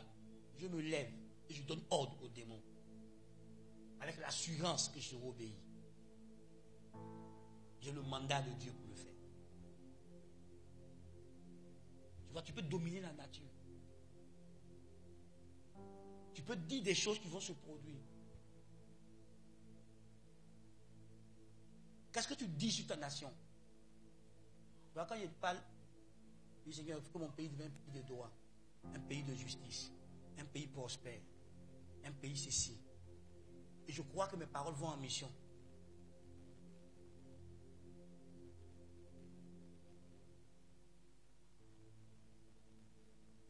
Je suis d'accord qu'il y a toutes sortes de psychoses, hein, mais tu déclares la paix. Tu déclares ce que tu veux voir. Parce que tu as l'autorité pour. Donc l'Église ne peut pas déclarer la guerre. Mais c'est nous qui avons le pouvoir de lier et puis de délier. Donc si on déclare la guerre viendra. Si les profanes déclarent la guerre, ils n'ont qu'à déclarer la guerre. Mais nous, on sait que Dieu peut libérer la Côte d'Ivoire dans la paix. Parce que tous les cœurs, là, c'est dans ses mains. Et c'est lui qui établit les autorités. Et c'est lui qui destitue les autorités. S'il dit que pour toi est fini, il se finish. Tu ne peux rien faire contre ce que Dieu dit. Si Dieu dit que c'est toi, il va élever, il n'y a personne qui va empêcher ça. Donc vous voyez, nous on prie et on agit. Je regarde la carte de la Côte d'Ivoire, petit déclat. On dit les paroles sont esprit et vie. Donc chaque parole que tu déclares, c'est un esprit que tu relâches. C'est l'esprit que tu relâches. Et ça va agir. Frère, tu comprends? Que ce que tu déclares sur tes affaires. Mon frère, ton commerce, ça ne marche pas, oh. Tu veux déclarer quoi? Tu veux déclarer quoi? Ça ne marche pas. C'est quelle parole? On demande à la femme là. Et ton mari? Tout va bien. Et ton enfant? Tout va bien. De qui elle parlait? D'un cadavre qu'elle a fait coucher sur le lit de l'homme de Dieu. Mais elle a dit tout va bien. À la fin, tout est allé. Tu déclares quoi sur tes affaires? Tu déclares quoi sur ta famille? Tu déclares quoi sur ton église? Tu déclares quoi sur ton entreprise? On dit Dieu t'a créé avec la capacité de faire venir à l'existence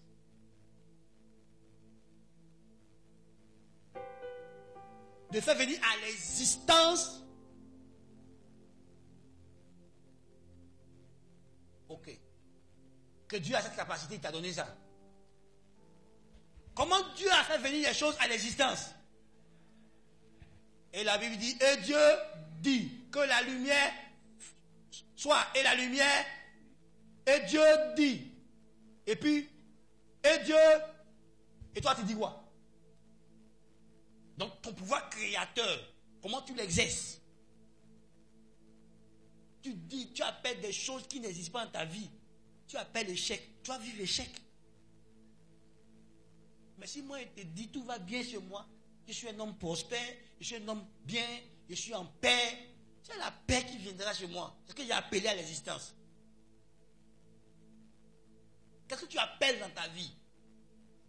Vous voyez, j'écoutais la biographie, je lisais la biographie d'Aliko Dangote. Et dans la biographie, ils ont rapporté les mots exacts que l'évêque Benson Idaoussa a déclaré sur lui. Et il vit ces mots-là exactement. Ces entreprises sont en train d'être répandues dans le monde. Il a déclaré ça. Il dit que tes entreprises coulent comme des fleuves et atteignent le monde entier. Donc il a déclaré. Vous voyez comment Jacob, non pas Jacob, Isaac a établi le règne de Dieu dans la vie de son fils. Il a déclaré des paroles sur Jacob. Quand son frère est venu dire, tout ce qu'il avait à déclarer, il a fini de déclarer. Mais tu vois qu'il a déclaré une autre parole, que son frère va vivre par l'épée. Et il ne vit pas par l'épée. Il ne prospère pas par l'épée.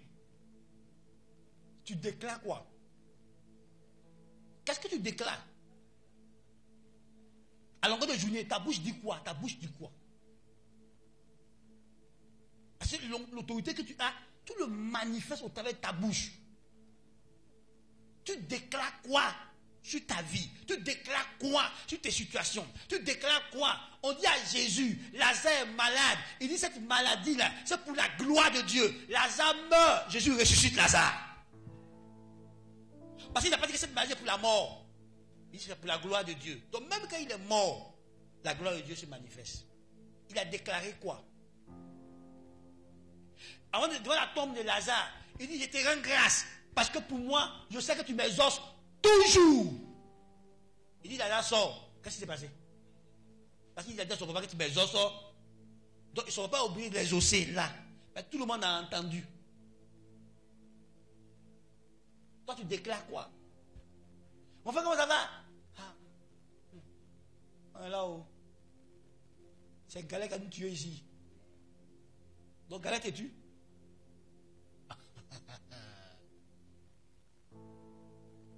Tu as l'autorité, c'est là. Donne des ordres. Donne des ordres à la terre. Donne des ordres à la création. Et la création t'obéira. Jésus l'a démontré à Pierre. Va pêcher. Dans une eau, Pierre dit, il n'y a pas de poisson. Quand Jésus a dit, jette filet à droite, le poisson a apparu là. Il a parlé à l'eau. L'eau a obéi. Toi, tu parles à quoi? Toi-même, il faut regarder. Les sorciers parlent à la terre. Et la terre te bloque, te combat. Les sorciers parlent aux arbres. Et ils te bloquent. Les sorciers parlent aux eaux. Et ça te bloque. Il faut quoi? Ils parlent. Ils parlent l'eau. L'eau que ça déversé ici là. Tout ce qu'il va avoir comme l'argent, ça ne va pas couler entre ses mains. Tout ce qu'il va avoir comme relation, ça va ça marcher. Ça va couler. Quand c'est gâté, il verse l'eau. Et puis ça agit sur toi. Il dit à la terre, tant qu'il marchera sur toi, que tout ce qu'il va faire là, il faut voir ça va réussir. Il n'a qu'à être pauvre, il n'a qu'à être malheureux, il n'a qu'à être misérable. Et tant que tu marches sur la terre, tu es pauvre, tu es malheureux, tu es misérable. Lui a parlé à la terre. Parce qu'il est conscient de son autorité démoniaque. Donc il pense et puis il parle. Et toi, tu subis les effets de son autorité. Vous voyez la guerre dans laquelle nous sommes là? C'est trône contre trône. C'est pouvoir contre pouvoir. Les sorciers sont sur un trône, toi tu es assis sur un trône. C'est le trône le plus puissant qui remporte la guerre. C'est tout. Et nous, on est censés régner. Mais on ne règne pas. On est dominé, on est écrasé par la vie.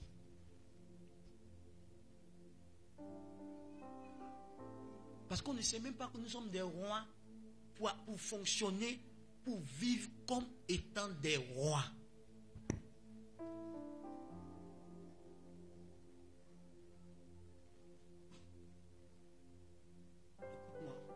Je ne suis pas en train de te dire ça pour que tu deviennes un petit orgueilleux. Sache que dans le principe de Dieu, l'orgueil ne marche pas. C'est l'humilité qui marche. Ah, le pasteur dit que c'est un roi maintenant. Donc, comme je suis un roi maintenant, dans cette église, personne ne va me parler. Je suis le roi qui passe. Je ne t'ai pas dit ça. Comme je suis un roi maintenant, si mon papa il dit, oh, quitte là, moi je suis roi de Dieu.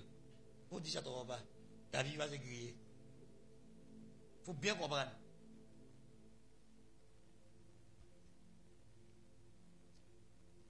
Comme je suis une reine maintenant, si mon mari ne m'appelle pas son excellence, je ne lui réponds pas. C'est pas ce qu'il t'a dit. Dis-toi, tu es reine, ton mari est quoi? Il est roi. Entre la reine et puis le roi, qui a le commandement? Il faut comprendre ça. Comme je suis reine maintenant là, je vais écraser mes enfants. Ce n'est pas la dictature. Dans le royaume de Dieu, les autorités servent. Les plus grands sont les serviteurs. Donc pense et sers. Écoute-moi bien. Tu domineras ce que tu sais. Ce que tu prends, tes talents et tes dons, puis tu les mets à leur service, tu les domineras. Tu régneras sur eux.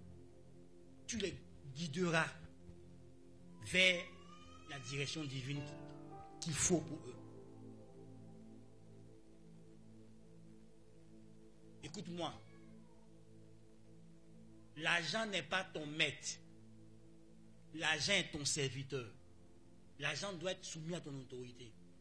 Donc, ce n'est pas l'argent qui détermine tes actions. C'est toi qui dois déterminer les actions de l'argent. Et puis, écoute-moi bien. Aussi longtemps que tu ne pourras pas dominer l'argent, tu n'auras pas l'argent dans ta poche.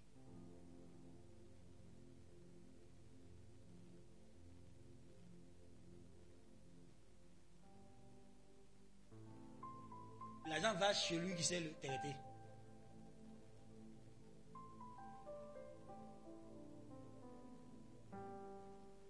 C'est pas faire des prières.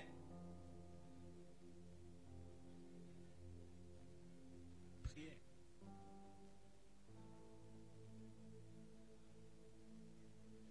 Parce que si tu as l'argent que l'argent te commande, l'argent dit, paye ça, tu t'en payes, fais ça, tu t'en payes. Là, fini. Mais quand toi-même tu commandes l'argent, c'est toi qui décides à quel moment tu en es dans ta poche pour faire ça ou pour ne pas faire ça. Donc toi qui décides, je vais investir ici, je vais faire ceci, je vais payer ceci, parce que c'est utile pour moi. Donc l'argent ne te commande pas, tu commandes l'argent. Mais ce que l'argent commande, tu vois pas que quand ils ont beaucoup d'argent, ils gaspillent. Ils font tout ça de folie avec.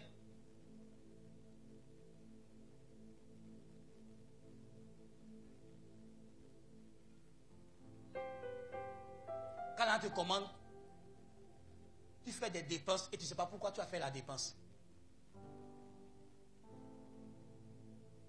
Mais quand tu commandes l'argent, tu sais pourquoi tu as fait telle dépense. Tu sais pourquoi l'argent est sorti de ta poche. Tous ceux qui commandent l'argent ont un planning pour dépenser leur argent. Ils ont un plan. Ils ne dépensent pas pour dépenser. Il ne faut pas sortir là pour faire sortir l'argent.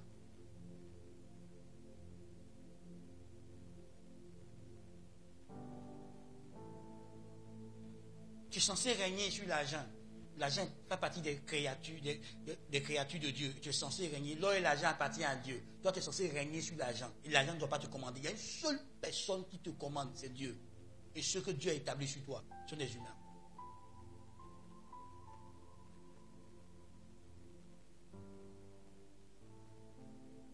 Regarde-toi. Tu es rempli. Tu es censé briller. Mais tu ne brilles pas. Pourquoi? Pourquoi, mon frère? Parce que tu négliges ta source. Tu négliges celui qui te fait, qui est Dieu. Tu ne brilles pas parce que tu négliges Dieu. Tu ne domines pas parce que tu négliges Dieu. Tu t'es attaché à autre chose que Dieu. Donc tu es limité. Tu es bloqué. Tu tournes en rond. Parce que tu n'as pas tu es privé de la direction divine. Tu tournes en rond parce que tu es privé de l'instruction de Dieu. Tu n'arrives pas à te développer, à atteindre des dimensions parce que tu n'entends pas Dieu. Écoute-moi, Dieu n'a jamais dit que mon peuple périt parce qu'il lui manque la connaissance intellectuelle. Il dit périt parce qu'il lui manque la connaissance spirituelle, la connaissance de Dieu. Regarde autour de toi, on a des intellectuels, des gens qui sont étudiés, la chair, ils ont étudié, ils ont de gros niveaux, de gros savoirs. Quand ils citent même la philosophie, ils ont lu des livres philosophes, ils ont étudié, mais ils sont bloqués. Tu ne les vois pas bloqués. Ils sont bloqués. Ils ne savent même pas diriger leur propre maison. Ils renversent leur propre maison. Ils détruisent même des opportunités que Dieu leur donne. Regarde autour de toi. Moi, je vois un groupe chez moi là-bas. Ils poussent dames. Du matin au soir, ils poussent dames. Dans mon quartier, quand ils passent là. Mais tu les vois parler de politique avec des gros mots français. Tu as l'impression que tu sont déjà instruits. Ils sont bloqués. C'est la connaissance de Dieu qu'il te faut. La connaissance des voies de Dieu. Comment Dieu fait prospérer. Comment Dieu fait réussir. Comment Dieu fait bâtir sa maison. C'est ça qu'il te faut. Et c'est dans la Bible que tu dois trouver. Et toi, tu négliges ça. Tu vois, écoute-moi. Écoute-moi bien.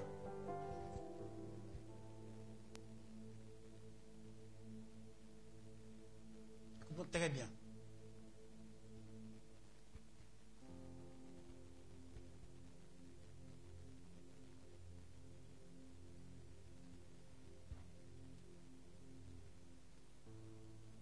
C'est ceux qui sèment, qui récoltent. Et quand il parle de s'aimer, il ne faut pas voir seulement l'argent. C'est ceux qui sèment, qui récoltent.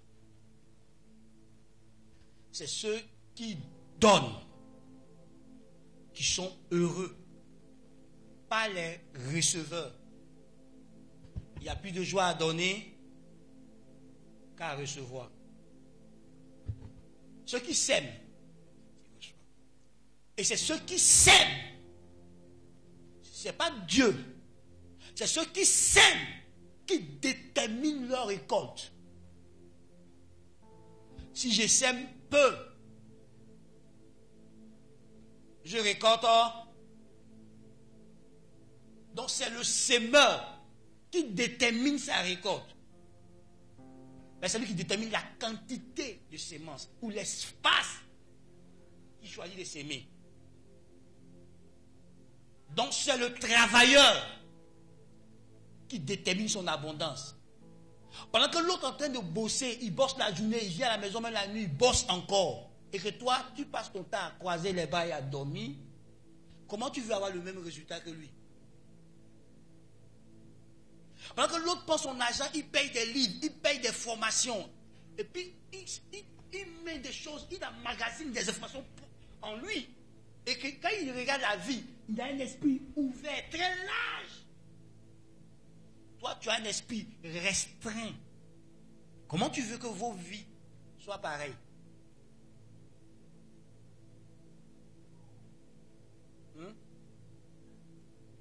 Celui qui laboure 2 hectares, celui qui laboure 10 hectares, celui qui laboure 15 hectares, celui qui laboure 30, 50 hectares, ils auront la même récolte. Regardez bien. Ceux qui vont loin dans les études et qui savent utiliser les connaissances qu'ils ont acquises brillent que les autres. Quand tu es au niveau CM2, il y a des informations que tu n'as pas. Parce que tu n'es pas éligible en 3e. Donc, si tu es en 3e, ceux qui sont en terminale, seconde, les informations qu'eux ils ont, tu ne l'as pas. Donc quand toi tu veux régler un problème, tu mets 10 jours. Quand tu veux régler un problème, il met 1 heure. Parce qu'il y a des informations qui l'aident à régler ces problèmes. Voilà quelqu'un qui a étudié, quelqu'un qui se cultive, qui lit, qui prie, qui côtoie des grands qui ont réussi. Les grands là lui montrent le chemin de la réussite. Alors que toi, personne ne te montre le chemin.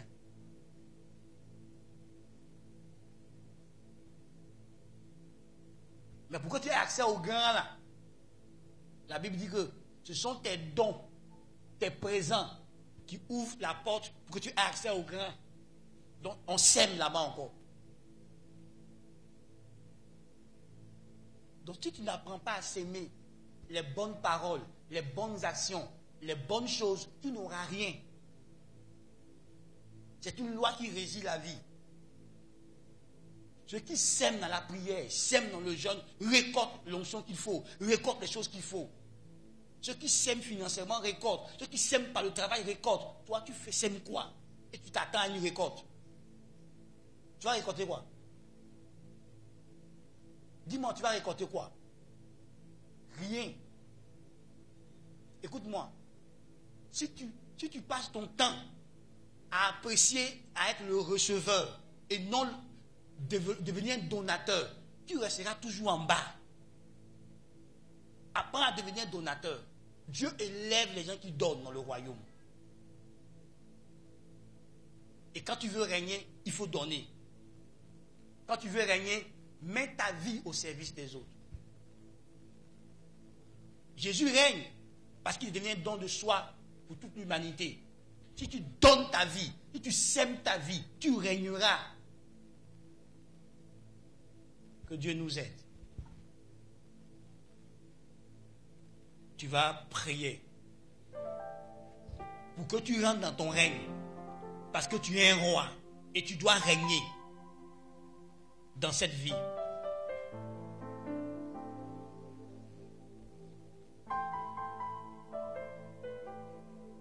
Tu es un roi et tu dois régner. Dis au Seigneur, aide-moi à exercer l'autorité que j'ai reçue de toi. Apprends-moi à entrer dans mon règne par l'exercice de l'autorité. Aide-moi à donner des ordres, aide-moi à commander, aide-moi à faire ce qu'il faut pour avancer. Parle au Seigneur.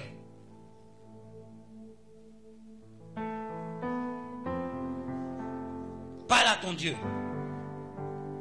Que là où tu m'as établi, aide-moi à exercer l'autorité. Pour le bien de ceux sur qui je suis établi. Pour la prospérité de ceux sur qui je suis établi. Aide-moi à exercer l'autorité sur le monde spirituel.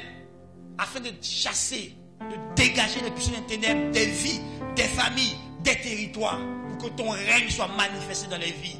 Pour que ton règne soit manifesté dans les familles. Pour que ton règne soit manifesté dans les territoires. Tu es un sacrificateur de Dieu. Exerce ta sacrificature. Tu es un roi établi par Dieu. Exerce la royauté que Dieu t'a donnée. Exerce cette royauté dans la prière, dans les paroles, dans les actions. Établis le règne de Dieu là où tu es. À l'instar de Daniel, établis le règne de Dieu là où tu es. Que partout où tu es, que l'on voit la puissance de Dieu au travers de toi, que l'on voit la gloire de Dieu au travers de toi, et des paroles, et des attitudes qui libèrent la gloire de Dieu, qui relâchent la gloire de Dieu. Tu es une femme glorieuse, tu es un homme glorieux.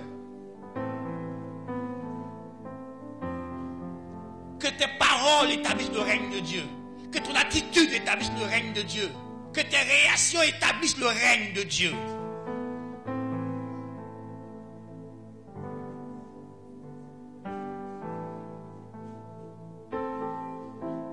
Dis au Seigneur, je ne veux plus être écrasé sous le poids de la vie. C'est moi qui dois dominer la vie. Prie ce matin. Que l'autorité que tu as en Christ, tu l'exerces pour que toute frustration quitte ta vie. Dis à Dieu que la terre ne doit plus te combattre. Les eaux ne doivent plus te combattre. Le ciel ne doit plus te combattre. Les astres ne doivent plus te combattre. Les éléments de la nature ne doivent plus te combattre. Ils doivent obéir à tes ennemis. Parce que c'est toi que Dieu a établi pour faire venir le règne de Dieu sur la terre. Par ton canal, la gloire de Dieu doit être révélée, doit être manifestée. Si la maladie te voit, la maladie doit fuir. Parce que tu as le pouvoir de guérir. Tu as le pouvoir de chasser les démons. Tu as le pouvoir d'opérer des miracles. Au travers de ta foi, rien n'était impossible. Par ta foi, tu peux établir la gloire de Dieu en guérissant les malades, en chassant les démons, en créant des richesses, en élevant des hommes, en élevant des femmes, en changeant la mentalité des hommes et des femmes pour les introduire dans le règne de Dieu, dans la gloire de Dieu.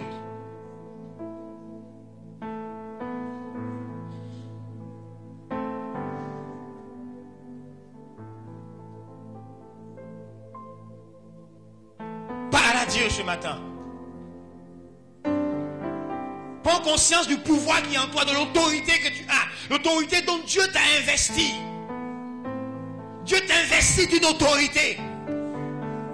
Et Dieu s'attend à ce que tu exerces cette autorité. Là où tu es, les ténèbres ne doivent pas dominer. Là où tu es, les ténèbres ne doivent pas régner. Tu dois imposer le règne de Dieu. Tu dois imposer la domination de Dieu. Tu dois imposer la gloire de Dieu. Parce que tu es le fils et la fille de Dieu. Tu es le représentant légal de Dieu sur la terre. Tu es la communauté par laquelle Dieu passe pour agir. Toi, église de Dieu. Alors parle à Dieu.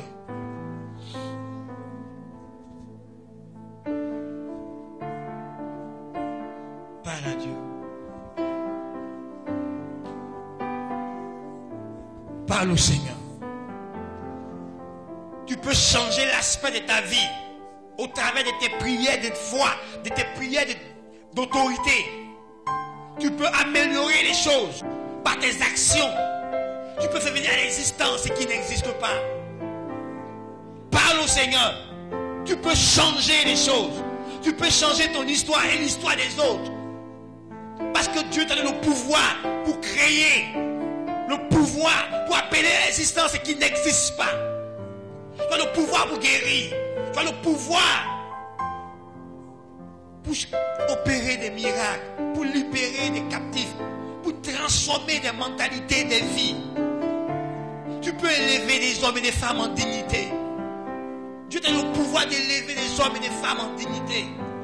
En les conseillant, en les instruisant, en les éclairant, en priant pour eux. Tu peux élever les membres de ta famille. Tu peux élever les membres de ta maison. Tu peux élever les gens en dignité. Parce que tu as fait de toi un faiseur de roi. Tu peux élever les hommes. Tu peux élever des femmes. Tu peux changer la destinée des hommes. Tu peux changer le quotidien des gens. Par tes prières, par tes paroles, par tes actions. Prends conscience que tu as le pouvoir de créer, le pouvoir de transformer, le pouvoir de changer, le pouvoir de guérir, le pouvoir de déloger les forces des ténèbres, de détruire les œuvres du diable.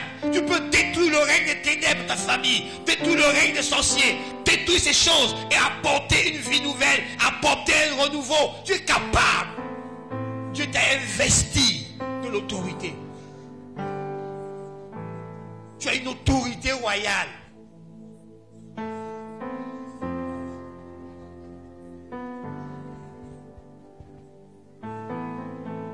Tant que tu vas accepter les choses, ça sera fait comme ça. Tu es né pour vivre dans la gloire.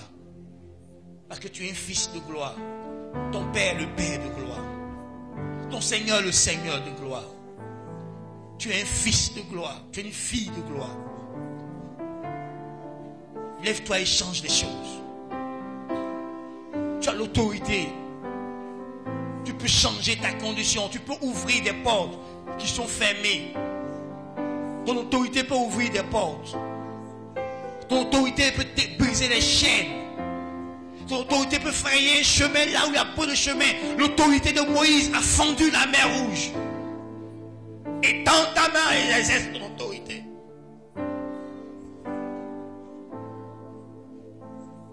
Père, je te rends grâce. Amen.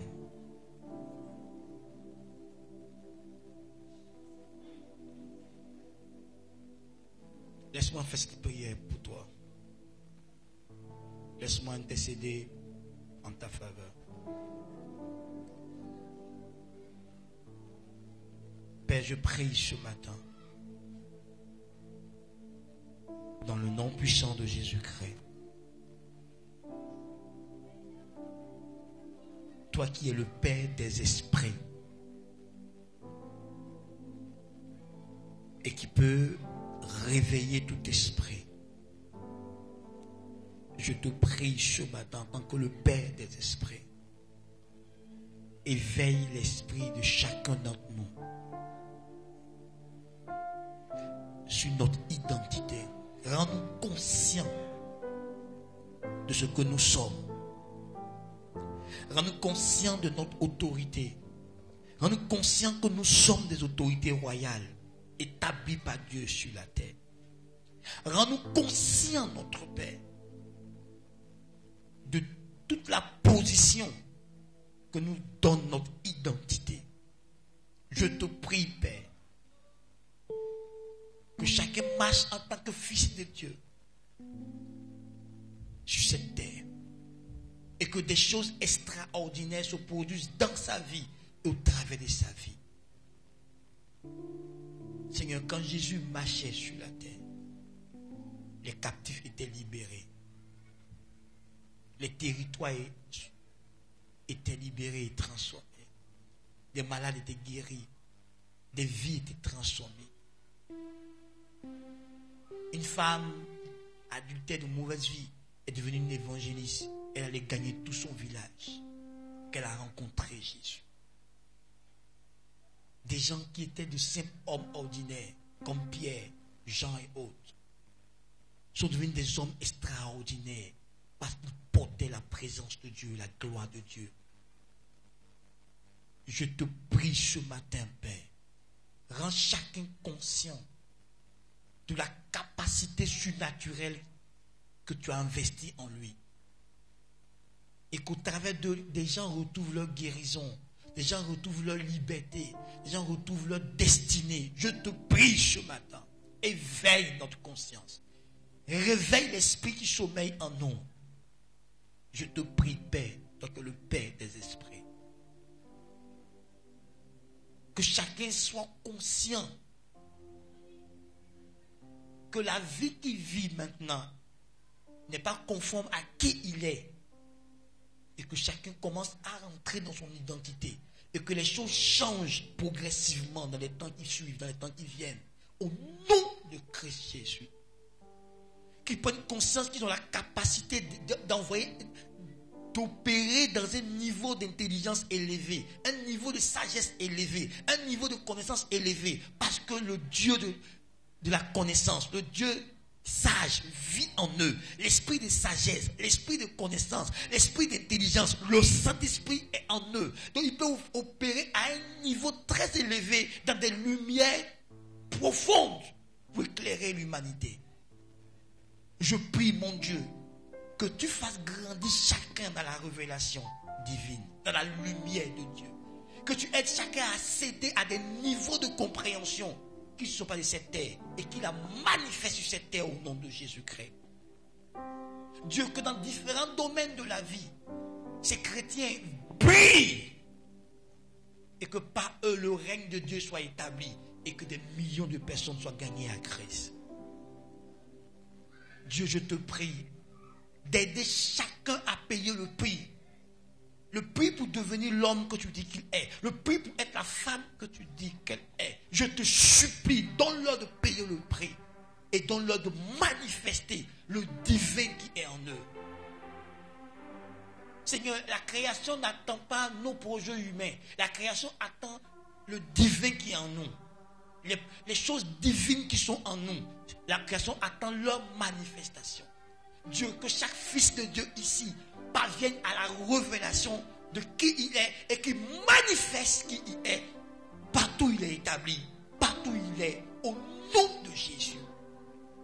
Merci de le faire.